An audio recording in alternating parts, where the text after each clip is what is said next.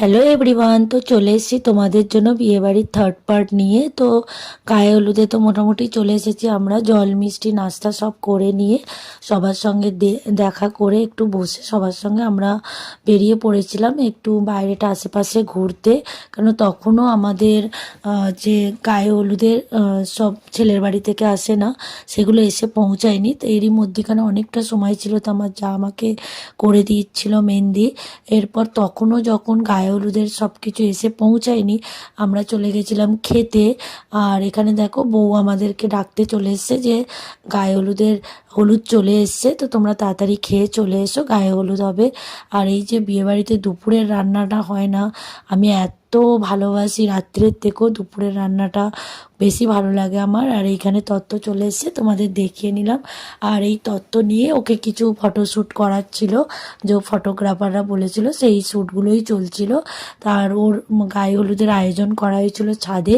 দেখো কত সুন্দর ছাদটা সাজিয়েছে গায়ে হলুদের। আর এখানেই ওর কিন্তু রাত্রিরে বিয়েও হবে, তো খুব ভালো লাগছে দেখে।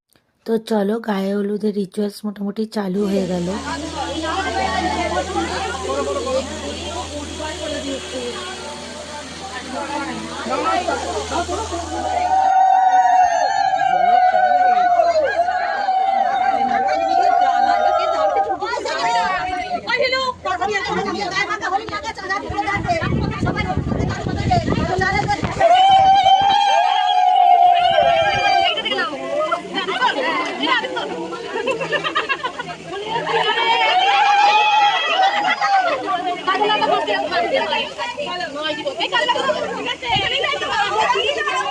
তো এইভাবেই চলতে থাকলো আমাদের গায়ে হলুদের প্রোগ্রাম। আর আমরা নাচার জন্য মানে ইচ্ছে ছিল, কিন্তু এতটাই গরম, জুন মাসের 2 তারিখ ছিল বিয়েটা, এতটা গরম যে সবার মানে অবস্থা খারাপ, ঘেমে নিয়ে দেখো সবার অবস্থা খারাপ হয়ে যাচ্ছে।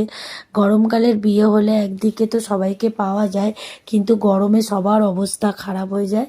তো এইভাবেই আমাদের গায়ে হলুদের প্রোগ্রাম চলতে থাকলো। খুব ভালো লাগলো সবার সঙ্গে, মানে দেখা হয় এই বিয়েবাড়িতে এলেই।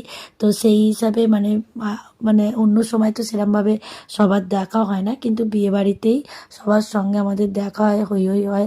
আমিও একটু হলুদ লাগিয়ে নিলাম, কিছু ছবিও তুলেছিলাম ওর সঙ্গে, যেগুলো তোমরা আমার প্রোফাইলে দেখতে পাবে। তো এইভাবেই চলছে আমাদের গায়ে হলুদ। তো আর কিছু ছবিও তোর পরিবারের সঙ্গে তুলে নেবে। এরপর ওকে বসতে হবে নান্নি মুখে। তো নান্নি মুখ হওয়ার পর আমি তোমাদের আবার দেখা হবে তোমাদের সঙ্গে সন্ধেবেলায় বিয়েবাড়ির ফোর্থ পার্ট নিয়ে। চলো বাই, দেখা হবে তোমাদের সঙ্গে সন্ধেবেলায়।